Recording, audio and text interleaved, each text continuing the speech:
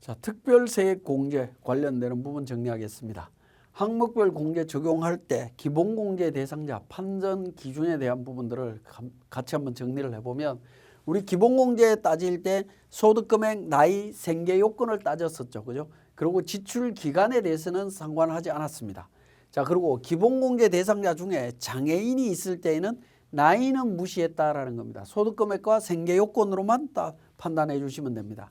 그 다음에 특별세액공제 중에 보험료세액공제 같은 경우에는 일반적인 보험료는 소득금액, 나이, 생계요건을 모두 따져야 되고요. 장애인이면 소득금액과 생계요건만 판단하시면 돼요. 뒤에서 설명하는 의료비세액공제는 생계요건만 판단하시면 됩니다. 소득금액과 나이는 무시하게 되어 있고요. 교육비나 기부금 같은 경우에도 나이는 무시하고 소득금액과 생계요건만 판단을 해주시면 될 것 같습니다. 신용카드 사용액 소득공제도 소득금액과 생계요건만 따집니다. 나이에 대해서는 판단하지 않습니다. 자, 이런 개념을 바탕으로 해서 각 항목별 세액공제를 살펴보겠습니다. 자, 표준세액공제부터 먼저 정리를 해드리면, 근로소득자로서 특별소득공제, 특별세액공제, 월세액세액공제를 신청하지 않는 사람에 대해서는 연 13만 원의 종합소득 산출세액에서 공제를 합니다. 13만 원을 공제를 하겠다라는 겁니다. 그 다음에 정치자금 기부금, 우리사주 조합기부금 세액공제는 표준세액공제하고 중복해서 적용이 됩니다. 그러니까 다른 거는 적용 안 받고 우리는 13만 원만 적용할 거야 라고 해서 13만 원 적용하는데, 정치자금 기부금하고 우리 사주조합기부금 세액공제는 중복해서 13만 원과 추가해서 적용이 가능하다라는 걸 말하고 있고요. 자, 그래서 특별소득공제, 특별세액공제, 월세세액공제 관련해서 항목별로 신청을 했다면 공제받을 세액이 13만 원 이상이면 신청한 세액공제를 그대로 적용하시면 돼요. 근데 13만 원 미만이면 표준세액공제로 적용이 된다라고 보시면 되겠습니다. 이런 경우에도 정치자금 기부금이나 우리사주조합기부금 이런 부분들은 적용이 된다라는 거고요. 월세세액공제, 이런 특별소득공제, 특별세액공제, 월세세액공제를 신청하지 않으면 표준세액공제만 적용하는 거고, 정치자금 기부금에 대한 세액공제 등은 적용을 할 수 있다라는 겁니다. 자, 연도 중에 혼인, 이혼, 별거, 취업 등의 사유가 발생했을 때 어떻게 할 거냐라는 건데, 보장성 보험료, 의료비, 교육비 세액공제를 적용할 때 과세기간 종료일 이전에 혼인, 이혼, 별거, 취업 등의 사유로 기본공제 대상자에 해당이 되지 않으면 이 경우에는 그 사유가 발생한 날까지 지급한 금액에 대해서 해당 과세기간에 종합소득 산출세액에서 공제가 가능합니다. 원칙적으로는 적용이 안 되지만 이 경우는 예외적으로 인정이 된다라고 보시면 될 것 같습니다. 여기서 주의하실 거는 보험료, 의료비, 교육비 세액공제를 적용할 때 이야기인 거고, 나머지 세액공제나 소득공제, 기부금이나 신용카드 등 사용금액에 대한 규정은 적용할 수가 없습니다. 그래서 이혼했거나 별거하고 있거나 취업을 했거나 뭐 이런 사유로 인해서 세대가 분리됐다라고 하면 적용을 못 받는다라고 보시면 될 것 같습니다. 자, 거주자의 기본공제 대상자가 혼인, 이혼, 별거, 취업 등의 사유가 발생했을 때 이전에 지출한 부분하고 이후에 지출한 부분인데, 보험료, 의료비, 교육비에 대해서는 이전 지출분에 대해서는 적용이 되고요. 이후는 안 된다. 그 다음에 기부금, 신용카드 부분은 전체 다가 안 된다라고 보시면 됩니다. 자, 입사 전 또는 퇴사 후 지출한 비용의 세액공제 적용 여부라고 해서 근로 제공 기간 동안 지출한 비용, 보험료, 의료비, 교육비, 월세, 주택자금, 신용카드, 청약 종합저축, 장기집합 투자증권저축 이런 부분들은 근로자 신분일 때만 가능한 거고요. 기부금, 고향사랑기부금, 국민연금, 개인연금저축, 연금계좌, 투자조합 출자 등에 대한 소득공제 뭐 이런 부분들은 해당 과세기간에 지출한 금액에 대해서 전부 다 가능합니다. 근로자 신분이 아니어도 가능하다라는 겁니다. 자, 특별세액공제 중에 보험료세액공제로 들어가겠습니다. 보험료세액공제는 기본공제 대상자의 소득금액, 나이, 생계요건을 모두 따지는데 장애인 보험과 관련해서는 나이는 무시하고 판단을 해주시면 되겠고, 지출 기간은 근로 제공 기간 동안 지출한 것만 적용을 해줍니다. 자, 보장성 보험에 대해서는 연 100만 원 납입액 연 100만 원을 한도로 해서 납입액의 12%를 세액 공제해 주고 있고요. 장애인 전용 보장성 보험에 대해서도 연 100만 원을 납입 한도로 해서 납입액의 15%를 세액 공제해 주고 있습니다.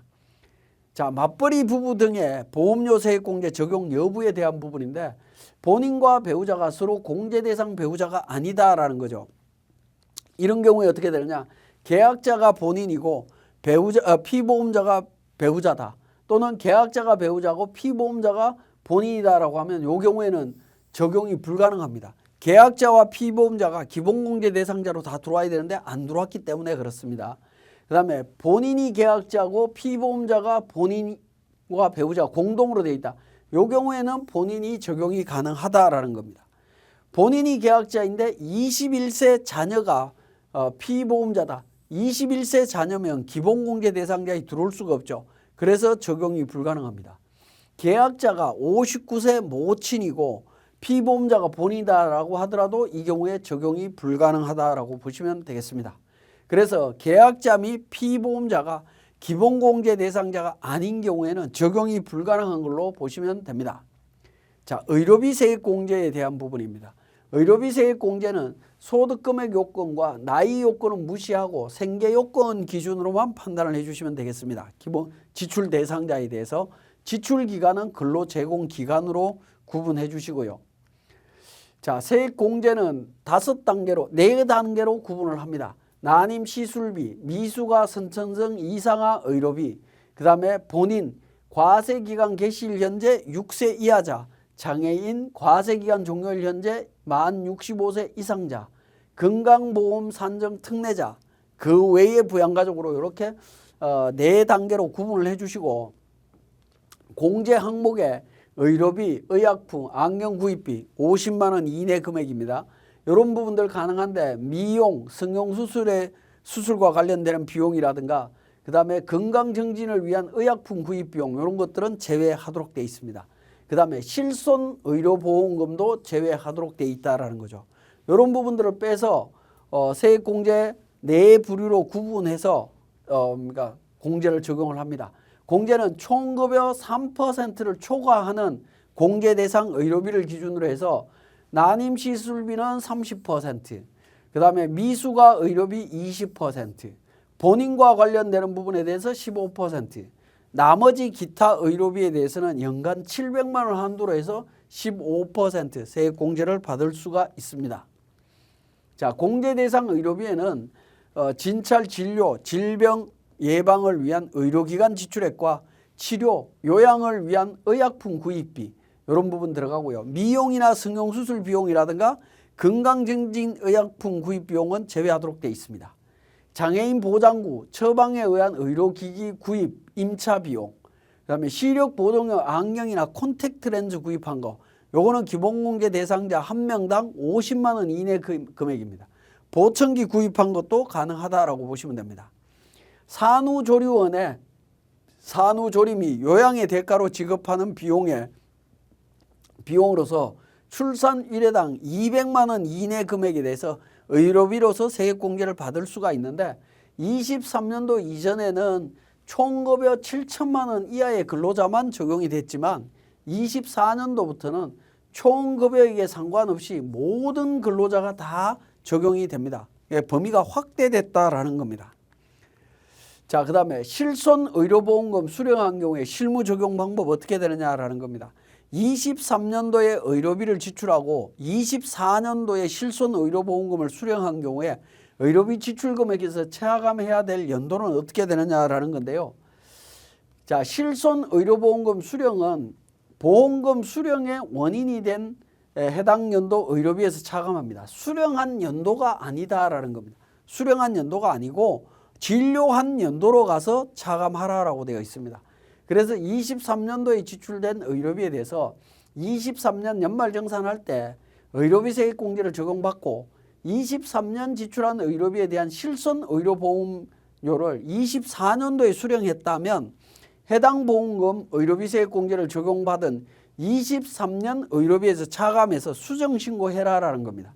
차감해서 수정신고해라. 요거 수정신고 언제까지 하면 되느냐라는 건데 수령한 연도의 다음 연도 5월 말까지 수정신고하면 가산세 면제해 주겠다라고 되어 있습니다.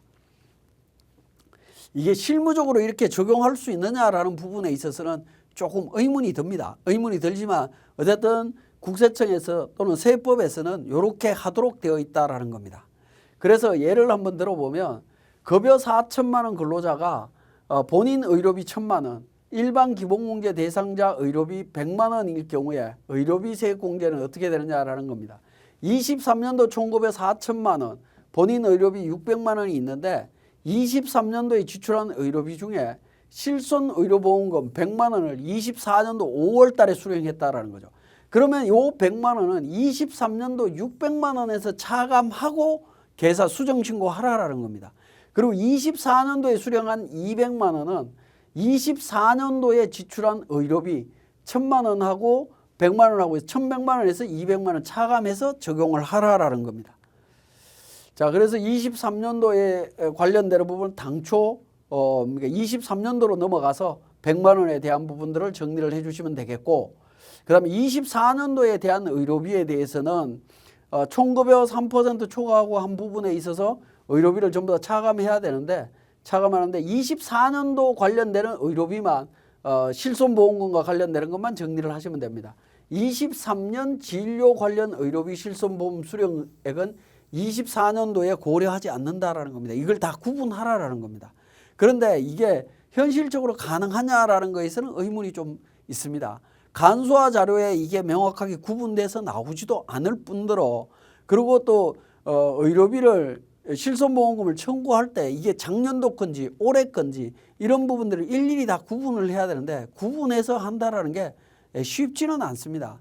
그래서 이게 현실적으로 가능한지 좀 확인해 볼 필요는 있는 것 같습니다.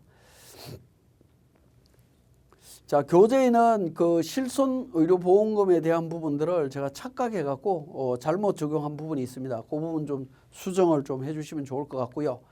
자, 그 다음에 23년도 당초 의료비 세액공제에 대해서 수정신고해 달라라는 거죠. 수정신고해서 적용을 하면 됩니다. 이건 언제까지냐? 24년도에 수령했기 때문에 25년도 5월 달까지 수정신고하면 가산세 등에 대한 불이익은 없다라고 이야기를 하고 있습니다. 자, 의료비 세액공제 적용 방법에 있어서 근로자가 소득금액 100만 원을 초과해서 기본공제를 받지 못하는 배우자를 위해서 지출한 의료비도 근로자 본인의 의료비 세액공제가 가능하다라는 겁니다. 본인이 부담한 거에 한해서 가능합니다. 맞벌이 부부의 경우에 자녀의 의료비는 자녀에 대한 기본공제를 받는 자가 지출한 것에 대해서만 공제가 가능하다라는 겁니다. 자, 생계를 같이 하는 부양가족임에도 소득 요건이나 나이 요건을 갖추지 못해서 인적 공제를 받지 못하는 부양가족을 위해서 지출한 의료비도 가능하고요. 동일 부양가족을 타인이 기본공제 대상자로 한 경우에 그 부양가족을 위해서 지출한 의료비는 공제가 불가능하다라는 겁니다. 자, 그래서 이런 케이스가 있는데 이거는 어떤 케이스냐 하면 예를 들면 이런 경우입니다. 제가 연차를 써서 집에서 하루 쉽니다. 쉬는데 애가 자녀가 아파갖고 병원을 갑니다. 병원을 갔을 때 의료비를 제가 제 카드로 일반적으로 결제를 하겠죠. 제 카드로 결제를 했는데 그 자녀를 제가 기본공제 대상자로 데리고 가서 공제를 하면 제가 부담한 의료비도 세액공제를 받을 수 있어요.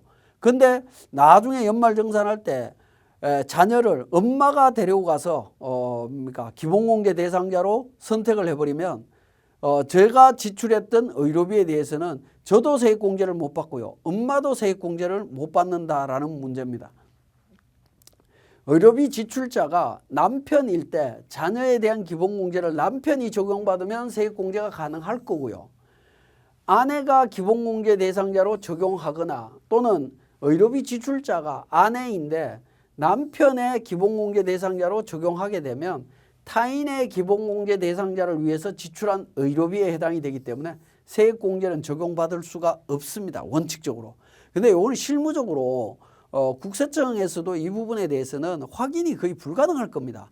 불가능할 거기 때문에 이거는 이렇게 설명하기보다는 법을 개정을 해서 부부 간에는 뭐 어느 쪽을 하든 상관없다라고 개정을 해주는 게 맞지 않나 하는 제 개인적인 생각입니다. 자, 그 다음에 의료비 세액공제 적용 시기를 보면 2023년 12월 29일 날 사망한 70세인 부친의 의료비 200만 원을 24년 1월 달에 지출했다라는 거죠. 이런 경우 가끔씩 있습니다. 가끔씩 있는데 이렇게 지출했을 때 의료비 세액공제는 언제 적용받을 거냐라는 겁니다. 자, 이 경우는 지출한 연도에 공제를 받습니다. 자, 이번 시간은 여기까지 하도록 하겠습니다.